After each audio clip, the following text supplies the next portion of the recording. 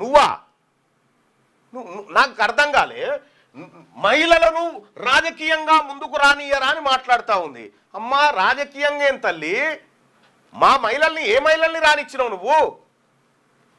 మా ఇండ్ల మహిళలు, మా బీసీల ఇండ్ల మహిళలు, మా అవ్వలక్కలైతే అక్రమ సారదందన అయితే చేయరమ్మా. అక్రమ సారదందాలు అయితే చేయరు తల్లి. మీకు అలవాటేమో అది.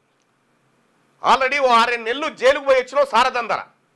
సెల్ ఫోన్లను గుండ్రాల మీద వేసి గుద్ది ఆనవాళ్ళు లేకుండా చేసినటువంటి మహాప్రతిభతవు మీరు. ఇంత లలిత కళను మీ దగ్గర పెట్టుకొని నువ్వు బీసీ ఉద్యమం చేస్తా, బీసీల ఇక్కడ తెలంగాణ ప్రజలారా, లైవ్ చూస్తున్న ప్రజలారా,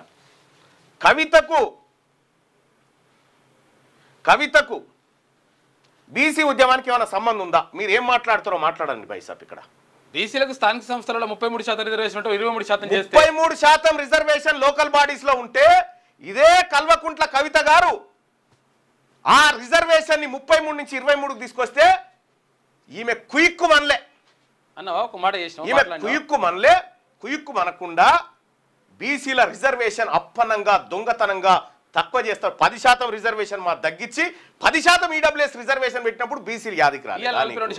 నీకు ఎరకనా? ఏనన్నా కలుపు తీయొచ్చు అవతాలి, నీకు కలుపు తీయొస్తుందా నీకు?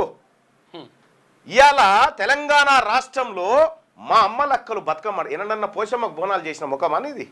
ఇప్పుడు బంగారు మైసమ్మకు బోనం చేసిన ముఖమా ఇది? మా బోనాలకు మా బతుకమ్మలకు డీజే డాన్సులు పెట్టి మా సంస్కృతిని అవమానించుకుంటా ఇలా జాగృతి అని కథలు పడతా ఉన్నావా?